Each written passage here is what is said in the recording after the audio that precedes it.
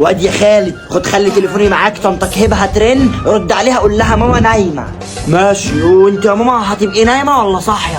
يا واد انا صاحيه بس مش عايزه ارد عليها، بتقعد ترغي كتير وبتصدعني.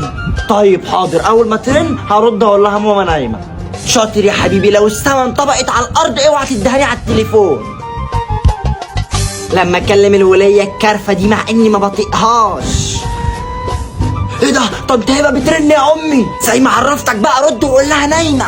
حاضر حاضر. الو، ازيك يا طنط؟ لا ماما نايمه. لا يا حبيبتي مش نايمه، ده الكلب الصغير مدمن الكتامين هو اللي بيحب يكذب.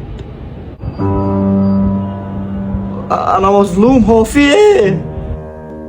واد يا خالد، طنطك هبه لما ترن هترد عليها تقول لها اني نايمه.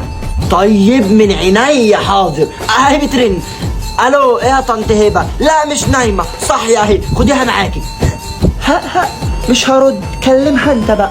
لا تمسكي ما تهزري. لا يا طنط مفيش حاجه اهي، خديها معاكي، امسكي على التليفون. والله ما انا واخداه زي الكلب، قول لها نايمه. صحيح من ربنا فين يا شيخه؟